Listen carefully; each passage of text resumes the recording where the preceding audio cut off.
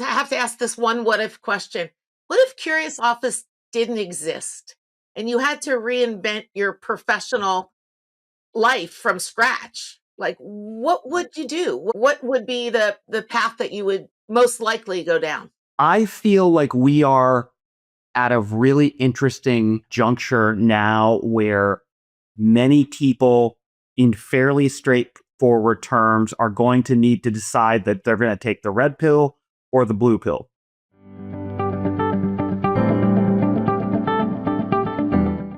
Welcome to What If with Leslie Grandy. In this episode, we explore the importance of encouraging curiosity within organizations of all sizes, the challenges companies must deal with when evolving their culture in the face of disruptive new technologies, and the acceptance of risk and failure on the journey to deliver transformative change. We live in a moment where transformation is often framed as a technical problem. New tools arrive, new systems get installed, new competitors emerge, and then new problems arise. Organizations talk about digital transformation, AI transformation, and cultural transformation as if these are things you can simply roll out, train on, and check off a list. But real transformation doesn't begin with technology. It begins with a question. It begins with a willingness to be genuinely curious about what's actually happening inside an organization, inside a team, and even inside ourselves as leaders.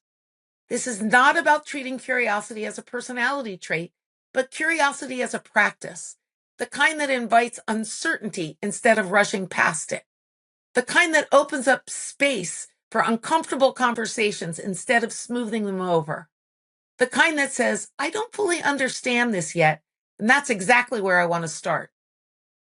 Culture is often described as how we do things around here. But beneath that surface, culture is really about values and what we're allowed to question and what we're not. It's about whose voice gets to be heard and who gets to challenge the way things work. And also, over time, who learns it's just better to stay quiet. It's about whether bold ideas are treated as risks to manage or possibilities to explore, and whether the person who has a bold idea has to have a specific role. In fast-moving, technology-driven environments, especially now with AI reshaping what's possible almost weekly, that distinction becomes critical. Because the speed of change doesn't just pressure systems, it pressures people. It asks them to let go of expertise that once made them valuable. It asks them to step into problems that don't come with clear job descriptions, clear success metrics, or clear answers. That's where curiosity becomes more than a mindset. It becomes a form of operating mode. Curiosity is what allows a team to look at a process that works and still ask if it's serving the future they want to build. It's what gives people permission to open Pandora's box of ideas, knowing that not every question has to lead to an immediate solution. Sometimes it just needs to lead to a better understanding of the problem itself before designing the wrong solution. And there's a quiet courage in that, because asking better questions often feels riskier than proposing confident answers. Questions can expose gaps. They can surface tensions. They can reveal what we've been optimizing for might not actually be what matters most. This is especially true in moments of transformation. When organizations say they want to change, what they're often really saying is they want different outcomes. But different outcomes usually require different behaviors, different conversations, and different assumptions about who gets to shape the direction forward. So this is the space where my conversation with my guest, Kelly Smith, lives. It's about what it takes to build environments where people don't just follow plans, but participate in shaping them, where risk isn't framed only as the chance of failure, but also as the opportunity to learn something essential before it's too late, where technology, including AI, isn't treated as a shortcut to answers, but as a thought partner that can challenge how we see problems in the first place. At its core, this is a conversation about agency, about what happens when people feel they are allowed to ask, what if we did this differently? And trust that the question itself won't be punished. Because transformation happens when a culture shifts from protecting what it already knows to being curious about what it doesn't. And we're going to cover a small but important part of that terrain today. I hope you enjoy this episode of What If with Leslie Grandy. My guest today is Kelly Smith, a digital innovation leader and entrepreneur who's built and led product and technology teams at companies like Starbucks, Athletic Greens, MGM Resorts, and Hagerty. He's also the founder of Curious Office, a seed stage incubator where early ideas get tested, shaped, and sometimes completely reinvented. What I love most about Kelly's work is that it just doesn't focus on what teams build, but how they work. He brings product engineering and culture together to help organizations grow in fast-moving, technology-driven environments. Today, we're going to talk about what it really takes to drive transformation, build resilient teams, chase ambitious goals, and lead with intention in a world where technology, and now AI, is constantly changing the rules. Welcome to the podcast, Kelly. Thank you so much for joining me today. Thank you so much, Leslie. It's great to see you again. It's been a long time. It has. It's terrific to be able to connect with you in this context because I really want to pick your brain on a lot of topics. Although we haven't worked together, we have several connections in common. So I've tracked your very successful career for a while now. And I know you've led digital transformation inside some very large organizations. When you first step in, what does the as-is reality usually look like? And what tends to be the hardest barrier to moving the organization forward? Yeah, that's a great question. I think it's interesting because those jobs, they have digital in the title. And so I suppose it would be natural for folks to think that the crux of it is really digital or it's fundamentally about software, that kind of thing. And to some degree, I think that's true. But my own experience was that, oftentimes things don't sort of move at the speed of digital in that context.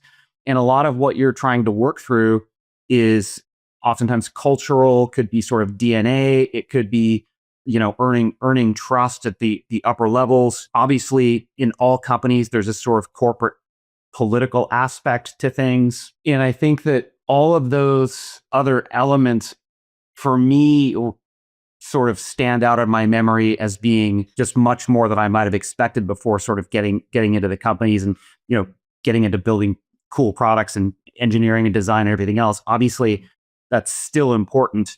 It's a key part of it, but the people who are really successful in those roles understand all the non-digital parts of the digital transformation agenda. That's really interesting because I'm curious, what are the signs that you look for early on when you enter a company that they're ready to walk the walk and that they support bold thinking that will be necessary to make a successful transformation?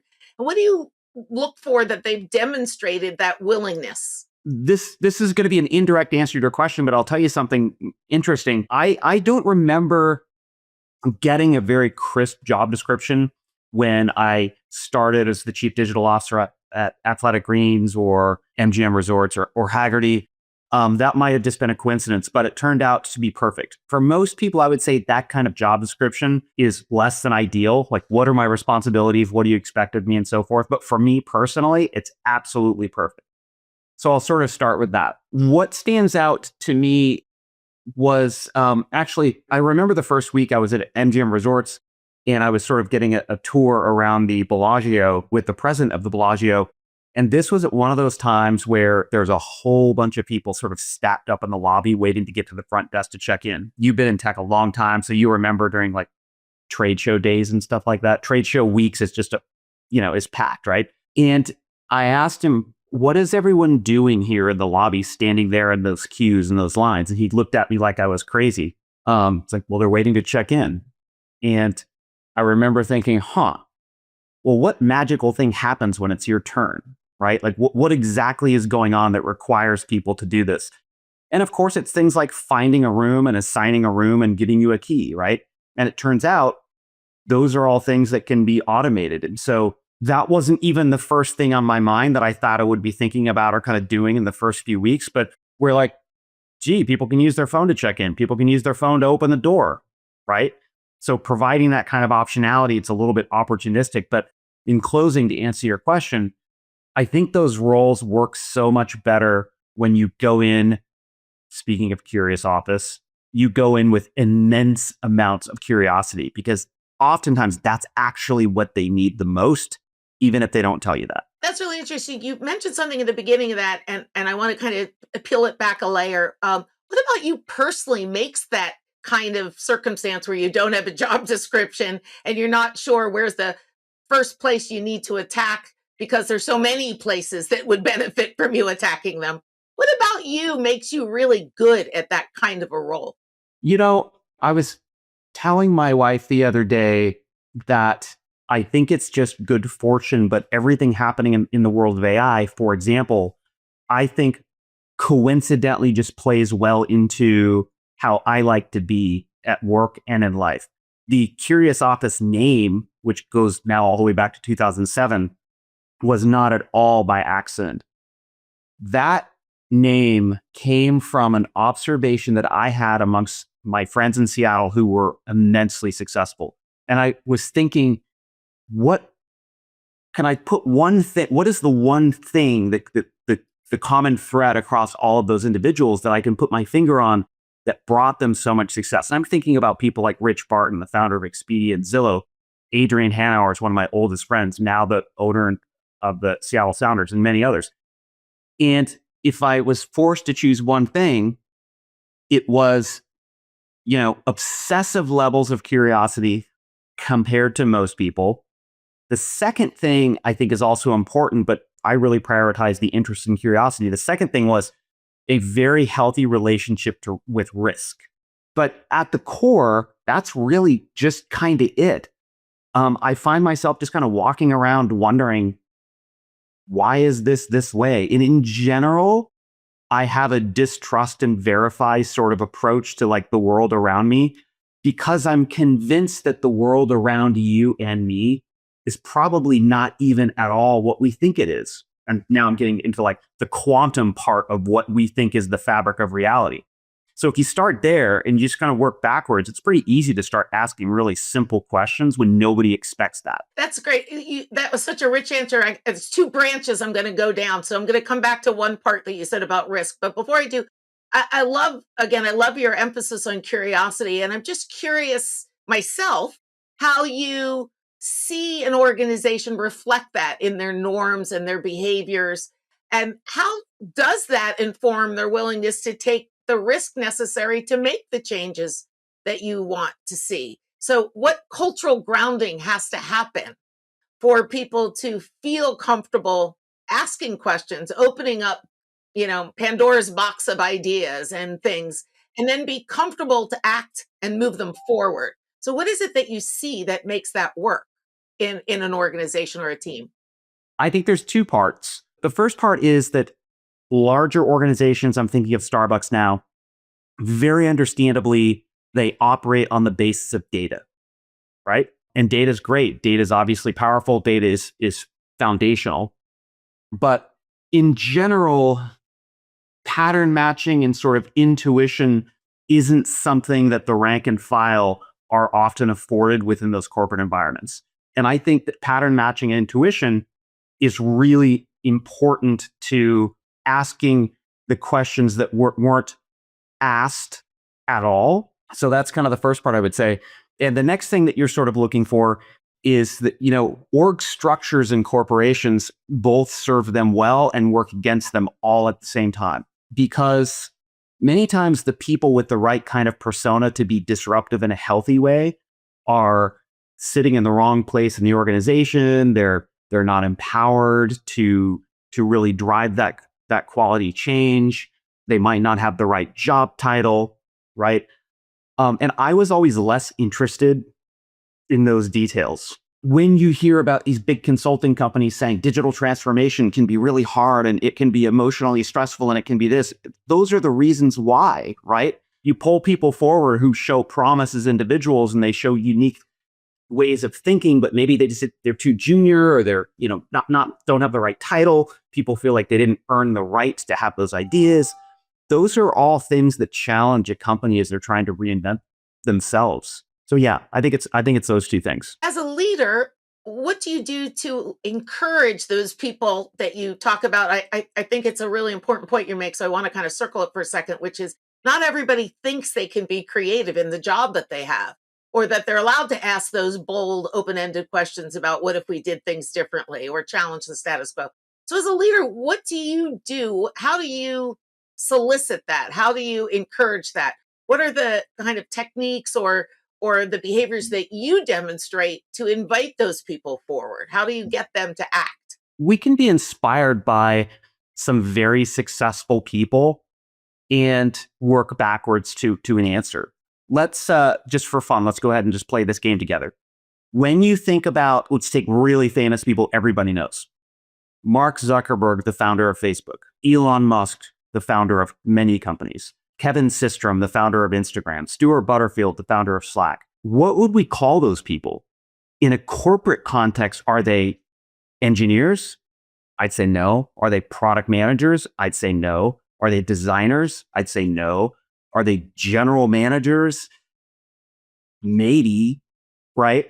And so when you dissect the people changing our future, right, with us, what you observe is, oh, well, wait a second. They don't actually fit cleanly in any of these corporate buckets, right? And so what's going on here? And here's a follow-up point. What did Elon Musk even know about electric cars? Close to zero, probably. What did he know about rockets? Close to zero. And people are missing this incredible lesson right in front of their own eyes, which is you didn't need to know. You'll learn what you need to learn. And in a corporate world, that way of thinking, that kind of behavior, that request and expectation of people should be provoked, right? So you can start to surface those people who, are the gifted polymaths that might have been locked or tucked away in a corner. That's what you're really looking for. And so you meet the team, you ask these provocative questions, and you kind of get a sense quickly as to whether someone's willing to go down that path with you with an open and creative mind to what that might lead to, versus someone who stays more linear, sort of in the lane. Is that how you would say it when you talk about the provocations? Yes, absolutely. And I would say that I'm sure you're not surprised that not everybody sort of recognizes that opportunity and welcomes it, because a lot of people want to know what their task is. They want to know what they're supposed to do from 9 to 5. They want to go home. They're not on this sort of generalized intellectual pursuit of the world around them, right? Some people are, some people aren't. I have never been successful telling someone work harder. I've never been successful telling someone think harder. I think people are going to have to learn, by the way, because, I'm sure we'll get into AI here at some point. People are going to have to learn what I'm saying right now, but that will be upon many people, that will be forced upon them, because the definitions of their roles in the next 24 months are going to fundamentally change. So when you're forced, then you might go do things that are uncomfortable. And that's what's on everyone's doorstep right now, or virtually everyone. Yeah, and I think that's a great segue to the question that I had about how does AI, in the context of an AI related transformation. Now we're trying to be a company that embraces AI, but we might have had some cultural flaws before we decided to do that. Now, what does AI do to impact the culture? And what do leaders do when they make that decision to kind of go AI or deploy AI in a more broad sense? What does that do to people who maybe were already struggling with the change that was required in the digital transformation sense? And now they have this whole other layer on top of it to affect how they do their job or what's expected of them. What is it going to be doing to culture to introduce AI into something that was already perhaps a struggle for people to transform before AI? Well, for sure, it is going to amplify the challenge in humans in the workforce in the way that I just described. So it's going to basically take that dynamic and it's going to really, really amplify it, right? What I would really tell people, I mean, really starting now, first of all, I've been doing this working in tech, if you will, since the dawn of the web browser. My very first company was the first commercial web browser based in Seattle. And I have never seen anything like what I'm seeing right now. It's this case of change is, I'm seeing big differences now because I'm really kind of deep in the weeds. I'm seeing it, weekly to bi-weekly. What people have to do within the corporate world, I think, first of all, especially in leadership roles, is accept the world for what it is now. Don't wish for a different world, because this is happening. Everybody has to figure out how to deal with it, right? And so what's going to happen is, first of all, two things, and I'll stop, take a breath. One is that for sure, fewer people are going to be able to do the work of much larger teams starting now, not next year. You're going to see in the second half of 2026 more and more and more announcements about, slower hiring, people doing more with less. Then the next thing that's going to happen is that job descriptions, as you and I knew them, and I mean like product managers, front-end developers, back-end developers, graphic designers, project managers, business analysts, those roles are all going to change. And so companies that are wise, in my opinion, are having, the leaders should be having a one-on-one with themselves and then with each other, sort of saying, oh, we're not speculating. This is going to happen. And it's not 2 years, right? So tremendous opportunity. But if people also aren't scared, I don't think they get it. Made me think of a couple of different questions as you were going there. The first one is, when you see now what AI is doing to businesses large and small, obviously the startup pipeline that includes a lot more AI. I kind of want to pivot to how you look at early ideas and early founders and decide what they're doing, especially with emerging technology like AI, is actually worth your time, is actually worth committing your effort to, because there's so many things that are now possible because of AI, but just because you can do them doesn't make them valuable. So how do you make that choice now? Because I can be a vibe coder as a product manager, and I can make an application or an agent tomorrow. But how do you know, just because somebody does the thing, builds the thing, or can build the thing, that their idea is worth pursuing? That's a really good question. And in many ways, I think it gets to the heart of the matter, if you will. And what I mean by that is, when you wanted to invest in a company 10 years ago, of course, one of the criteria was, are they smart? And in those days, the definition of smart in large part was they were great developers, they were technically minded, they might have had a math or a physics background, et cetera, right? In our industry.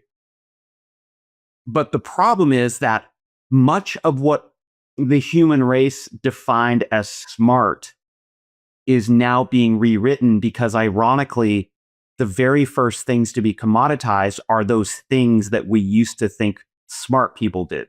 You need to be looking for people who are paying attention, who see what's going on, and they're going through the process of reinventing themselves. And what that's going to mean is people who become exceptional pattern matchers that basically triangulate business opportunity with technology and timing, so that they are unusually positioned to take full advantage of this thing called AI.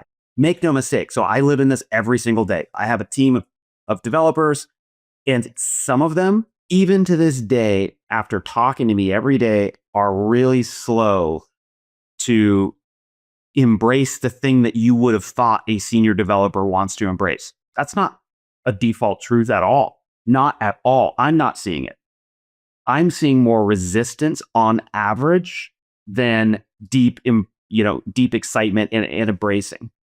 So that's where people will find leverage in this new world, both executives and workers.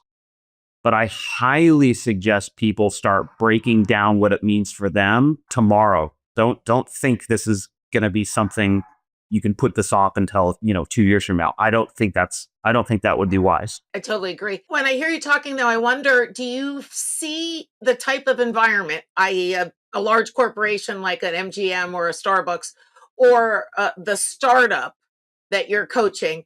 Do you see that environment change your personal approach to problem solving or solution design, or do you do what you do regardless of the scale of the environment or the resources available? It's a really good question because I need to look in the mirror myself and I need to ask myself whether or not I'm an ideal person to be within large companies trying to drive this kind of change. And the true answer is probably not, right? When I first started at Starbucks, if I were to be honest with you, it was actually an exercise in curiosity because I didn't even know if I would survive or thrive inside of a big company. I had no clue. What I learned was that I began to appreciate the qualities in certain kinds of people that can really navigate big corporate environments, and they do it well. Even certain people in my mind are popping in my head right now. And I remember thinking, wow, this person is brilliant for this setting, right? I was always a disruptive one. There's a part of, when I spend time with people now based on my journey, I really, really, really, really, really try to get them to think about their intuition because our intuition's telling us all something.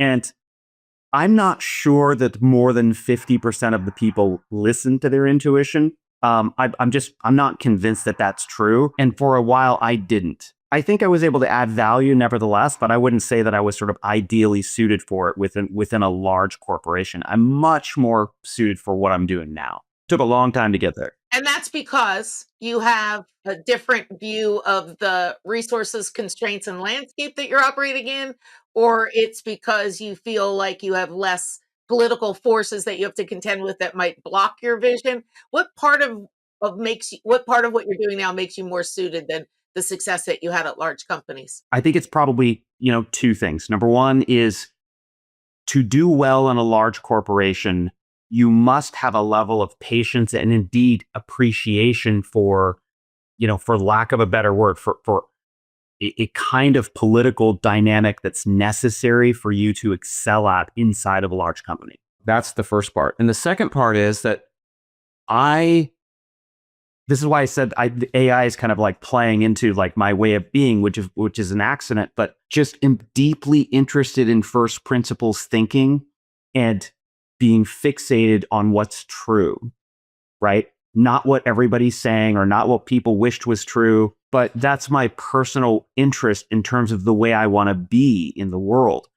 Deeply curious, cognizant every day of my limited time on this planet, ferocious about learning because at the end of the day, for me, that's what's fun.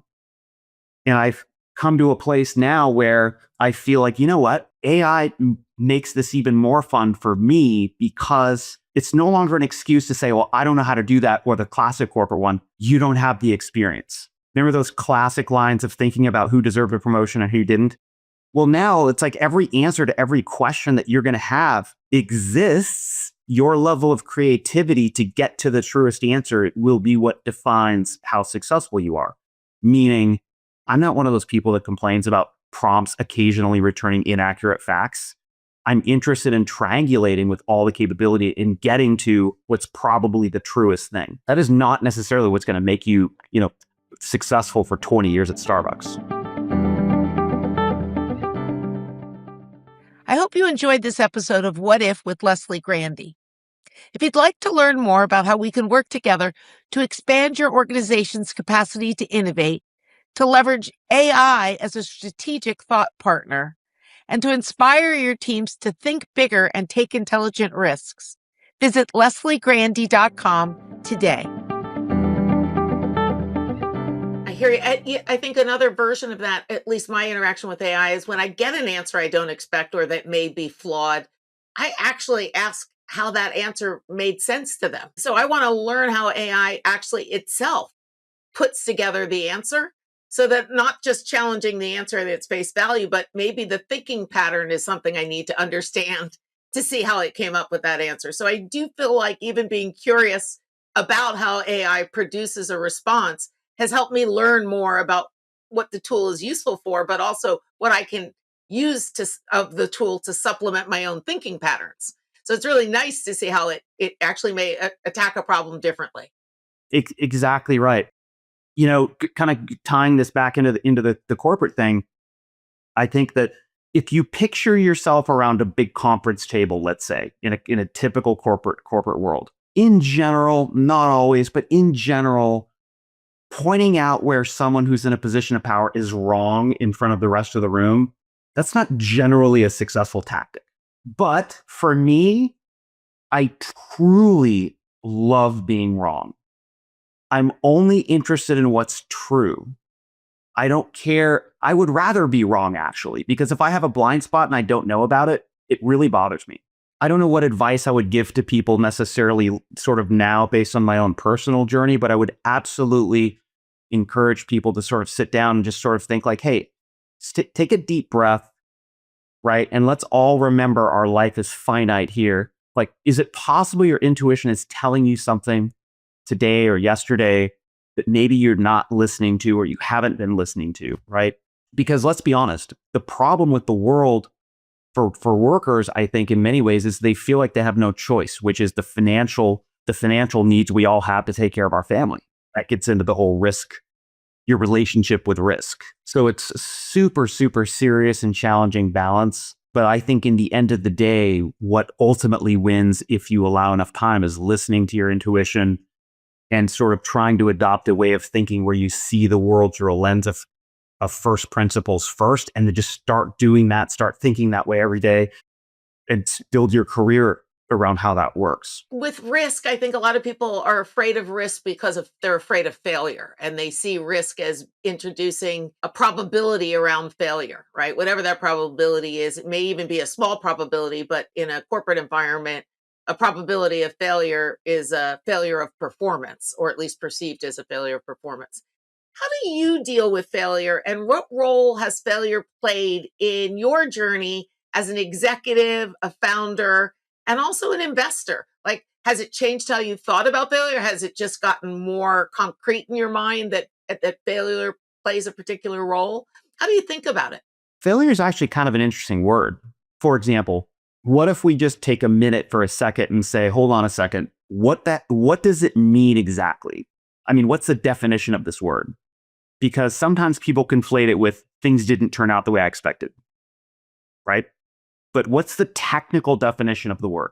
The technical definition of the word goes all the way back to the days of like practically when we can track humans, and it had a literal definition which was physical, to stumble or trip. And I think what I see in business a lot is that we use the word failure kind of incorrectly almost, which is to say that, because someone couldn't interpret the future, they failed. And I think there's a nuance that's really, really important there, right? You can have an intuition about what the future will support in terms of a startup. And you can sort of do your best to try to triangulate like why you think now is the right time and why you think this is going to be the right product that the market's going to react favorably to. But what you can't do is assure your investors that you know the future, right? So what you're looking for is really high quality failures from people where they stumbled and tripped and dealt with that really well. But you're not looking for like, gee, you should have known, you should have known exactly what 2028 is going to be all about. I don't really fault people for things like that.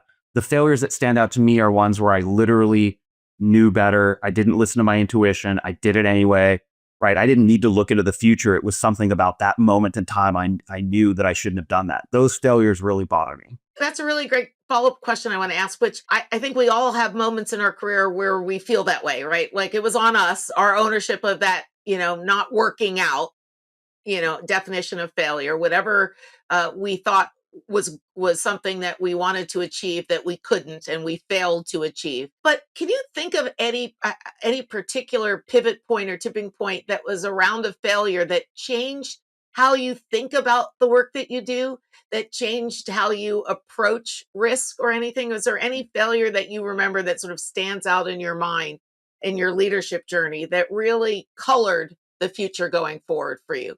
And I mean in a positive way, something that you thought because of that, you're going to learn and bounce forward in a specific way. Yeah, I actually think about this one a lot.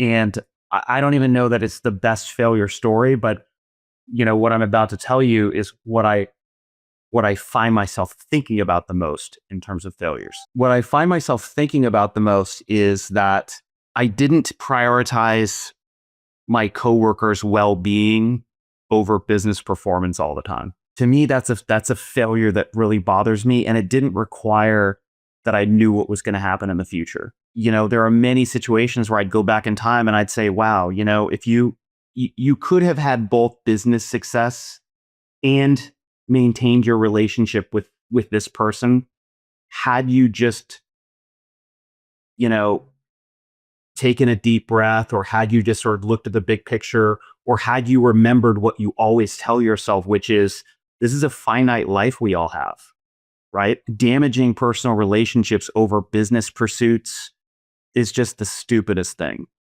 And those are the ones that really weigh on me, kind of even to this day. Just where I made conduct choices that were far from flattering. I totally get that because again, that's something in your control, right? That's something you could have controlled and made a choice, right? That you were going to do that. So now that you're more sensitive to that, what happens when you have an employee, like you talked about an engineer or a founder that you're backing, and you see they resist your feedback or customer feedback or market signals? How do you step in to give them the confidence to chase a vision that addresses those things, right? And a lot of time, they're going to hold on to that idea with clenched fists and not take your feedback or an employee or customer input. So what do you do so that you can preserve the relationship, build their confidence, but get them past that sort of blocker?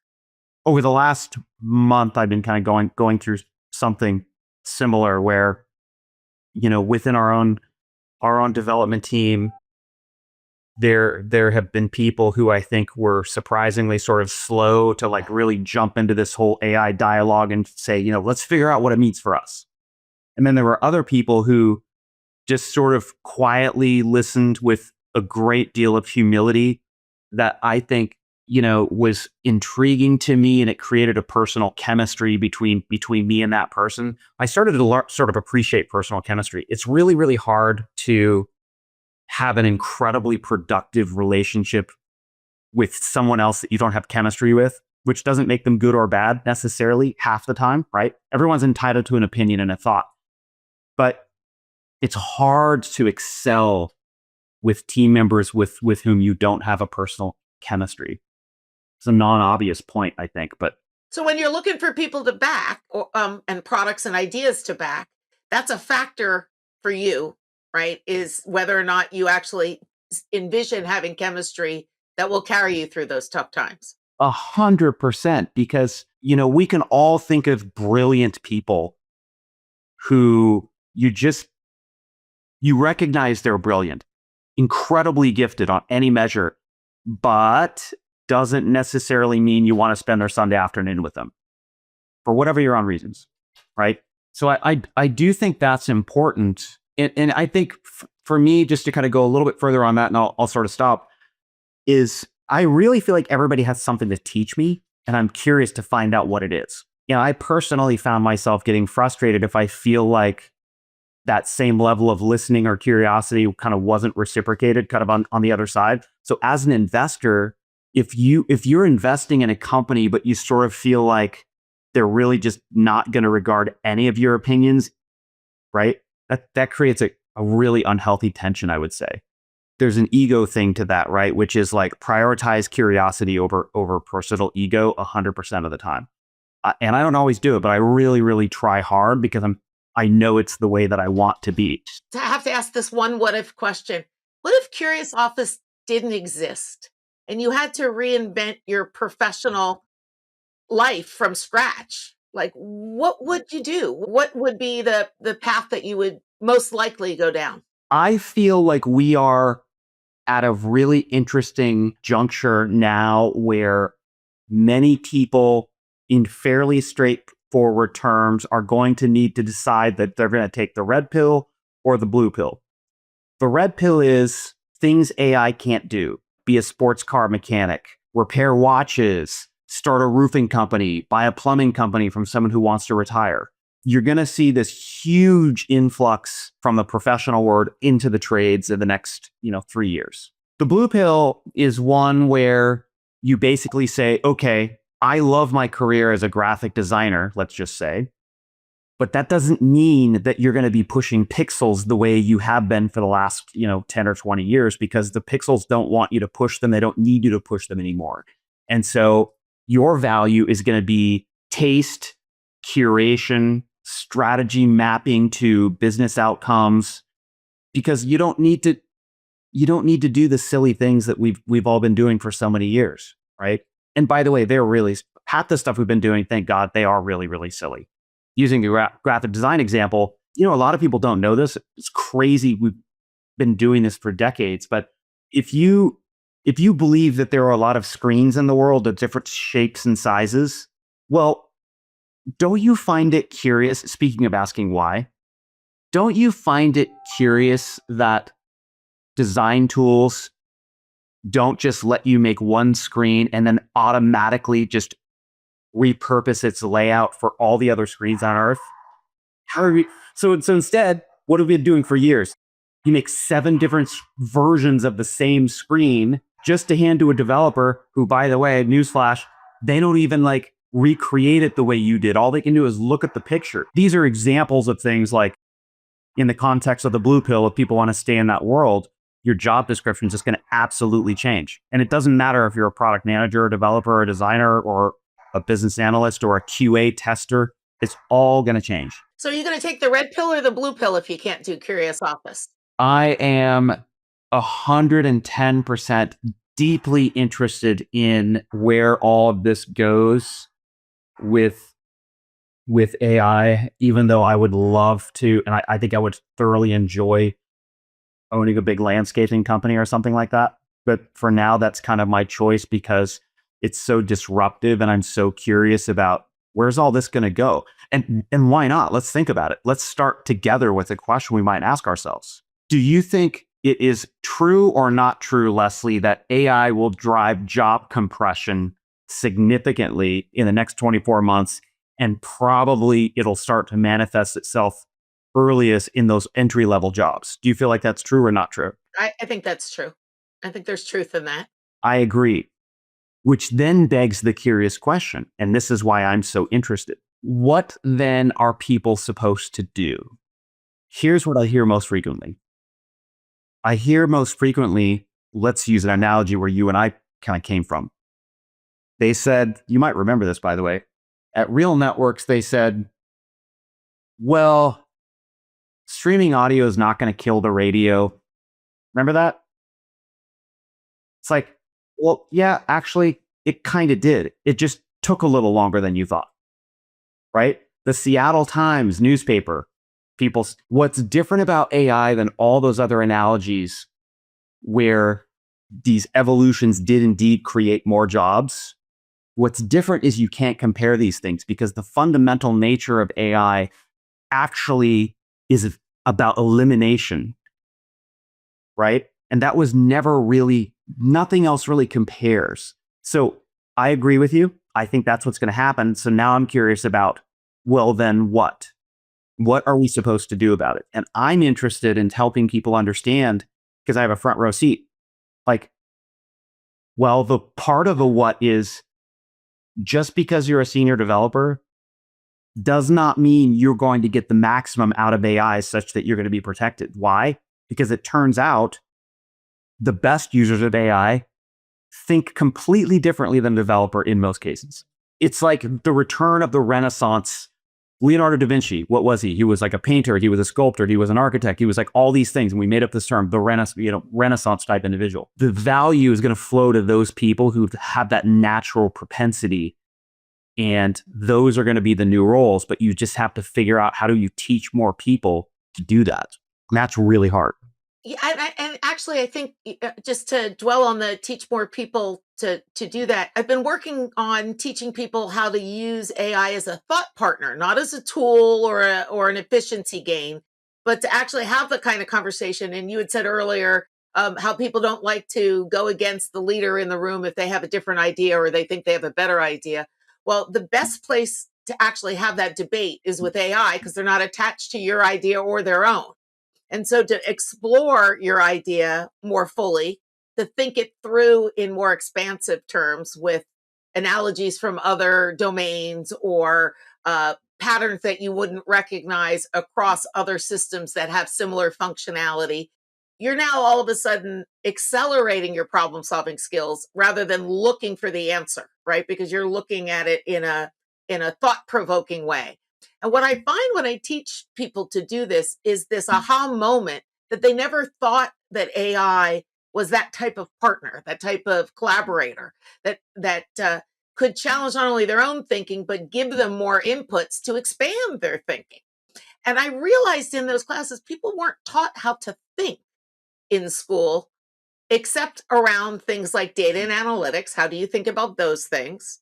Right? How do you think about how a brand works? But it's very specific and applied thinking, right? It's not how do you solve problems? And there are all sorts of definitions for problems. And so I agree with you that the capacity that AI has to actually amplify your problem solving capacity or even amplify your confidence in tackling things in your job that you might not have had to do before is really an important role, but it's not one we've taught people, right? They don't know how to think around a problem when it's unstructured and when there's all this insight, and they kind of lean back into the data as hindsight telling me what to do as I think forward. Are you seeing that sort of, again, that sort of challenge in thinking, not by looking back at what past performance tells us, but what the future now enables? 100%. And to give a very specific example, when you have people who've been working in technology for a long time who are somewhat dismissive of, let's say, AI coding, as an example, because maybe they got a result that was unfavorable, right? My experience has been that a traditional way of thinking is yielding those results, but it is unknowns to them. What do I mean by that? Let's say that you have a very complex spec that you're trying to work on, right? And you're working with AI to write the very complex spec that a coder or an implementation agent is going to go do. Well, I sort of figured out that when AI thinks it's done, if you care about quality, that's when the top tier, that's when the person who's really on their game thinks the job starts. Because I now can think of 25 techniques to provoke the AI into improving the quality of the spec, right? It won't just go there automatically. And I don't trust the quality of every single answer until I triangulate like crazy. But how you triangulate like crazy? Honestly, it's something that you have to learn how to do. What most people do, just their whole approach, this is education, by the way, for the kind of education that will be valuable in the future, is people go straight to code because AI wants to go straight to code. And I tell everybody, like, nope, you do that last. You debug documentation, not code. Why? Because it's less destructive. And when people think their specs are perfect, it's now easier for me to kind of come in and show you, like, no, you have 50 things you didn't consider in this spec that are going to create a problem. And if I were to be honest, that's actually also why we get bad software the old way. Because people weren't asking the right questions. People built things assuming too much. Questions weren't asked at all, and therefore things got left out. It's no different, to be honest with you. The fact that someone understood every line of code turns out not to have been the important part. The important part was, yeah, but did you build the right thing? And is it great? It's not important that you understood every line of code. That wasn't even the yardstick of success. Yeah, no, I love that. I love the idea also that that you're expecting iteration as part of your AI engagement, and so therefore you should expect iteration in your team members. You should accept not the first answer, but the proof that that first answer is the one that you should pursue. That's what I hear you saying, and I really love that. And people are critical, about, well, look at what it did. Look at what AI did. And my response to that is, if they got a response that they know is not true, people love to latch on to like replies where they know like that's just not true. My response to that is, well, hold on a second. Was there ever a time in your life where a response you got from the news or from a Google search was 100% right? Like, this is no different. You don't judge Google because, it served you an ad that you don't love or that the first search result wasn't exactly what you were looking for. But the scarier part to me is don't even bother judging it by what you see today. Like, wait 3 weeks, wait 6 months. That's how you should be thinking. Like, don't worry about it. That's going to solve itself. The real issue is, are you going to reinvent yourself the next 6 months? That's a lot harder than the AI getting better, better quality results in 6 months, because you can just count on that. It's going to happen. So I don't know about you, but the last 5 years of my life went by really quickly. Oh, absolutely. And even just the last year of my AI use, when I was writing the book, I had a logic puzzle and I put it into AI because I figured that's what somebody who reads the book would do to see if AI would figure it out. And it had like 15 facts. And the question was sort of like, who lives in the red house? And when I gave the problem to AI, it stopped with the first answer it got with only using 12 of the facts. It decided 3 of the facts weren't necessary.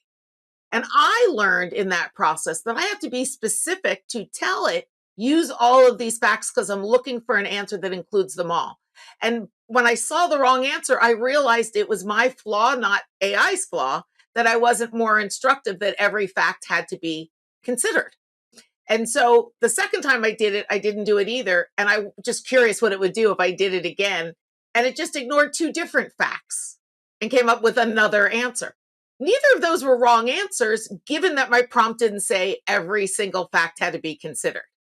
So the other part I think that you're making is, wrong or mistaken is sometimes contextual to how the prompt was even crafted, right? And where you pointed AI. I would argue it's even more nuanced than that. And here's why. Because these tools were created by people, my experience is that they have manifestations like people also. Here's what I mean. If you're a really great top tier product manager in a company, let's say, but you're stuck in a 2-hour meeting with your executive team and you're expected to capture everything, humans, as you know, oftentimes like, oh, you forgot that one thing. Oh, you forgot that one thing. Well, guess what? AI works identically. So it will forget things like a person. It was built by a person. And so it can't hang on to every fact, even if you think, well, I wrote this and I told you to consider it, and now you're not. It's like the expectation should be it acts more like a human than you think, right? It's going to forget things. There are techniques to improve that, just like there are techniques people can use to improve their own memory. But I do not default to it remembered what I said. I find that fascinating, by the way, because I've noticed this real subtlety where it's like, oh, you just like a person, like you're forgetting or you assumed something. That's another one. Assumptions. Yeah. Yep. And I also do feel there's an attempt to create a relationship with me by how kind the answers are often, or how the feedback comes back to me like, that's strong, but I can help you make it stronger, so that I'm more accepting of the output because it seems to come in the guise that isn't necessarily what I might see in a meeting room, right? Where someone will push back on my idea in a completely different way for a different reason, right? How it affects their job or how it affects the work that they were doing and are fearful that work will change. So my idea doesn't look as good to them. And so I think sometimes I want that actual pushback so I understand what the failure cases would be in reality.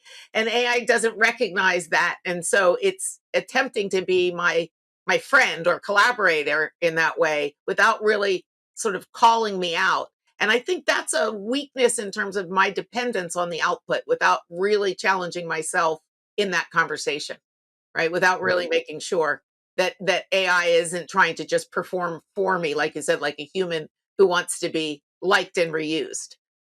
For better or worse, I agree. And for better or worse, I fully expect the performance of the AI, probably in the next 12 to 24 months to also the quality of its responses, if I had to guess, will also hinge on its relationship with you. So Totally. if you're mean and dismissive and everything else, it's not really happening right now that I can tell, but I fully expect that if it's not gelling with you and the chemistry doesn't exist in the conversation, you're just not going to get great results. Now that's scary to think about. Yeah, totally. That But judgment, that judgment coming back out of the machine will really, I think, throw people off when that happens. But I agree with you. I think it's around the corner. yeah, which kind of makes sense, right? In the big picture, it's actually all of this is kind of making sense in the big picture, even though it's incredibly curious. But we've all been connected to the machine for what, 3 decades now, feeding in everything we know and everything we want and and so we're all millions of people feeding in, billions of people feeding in for decades and decades. So what's happening is a lot of this should make sense to us, which is why I do think these personality subtleties are going to start coming out, right? Because it's just drawing on humanity. Kind of crazy, but yeah, we are where we are. It's the world in which we live. Well, I am so delighted that we had this time together. I really enjoyed the walk we took. It really covered a lot of interesting territory, and I'm a particular fan of your commitment to curiosity. I love that. So I wanted to have you on the podcast. It's one of the things that I really appreciate about what you bring to the work that you do. So thank you so much for joining me today, Kelly. I really appreciate it. If people want to learn more about Curious Office or the work that you do, what should they do? They can just email me, kelly@curiousoffice.com, or my personal email address is just my name, kellysmith@kellysmith.com. I'm checking them many times all throughout the day, and anybody who reaches out, I'll absolutely reply one way or the other. So really appreciate it. And I must say that you're a great podcasting host. You're actually a natural, so you're far too humble. Well, thanks so much, Kelly. I really appreciate your help in making this episode memorable. Thanks so much. Thank you. Thanks for joining us today for What If with Leslie Grandy. You've been listening to What If with Leslie Grandy. If you want to learn more about creative leadership in the age of generative AI, subscribe to my Substack at lesliegrandy.substack.com.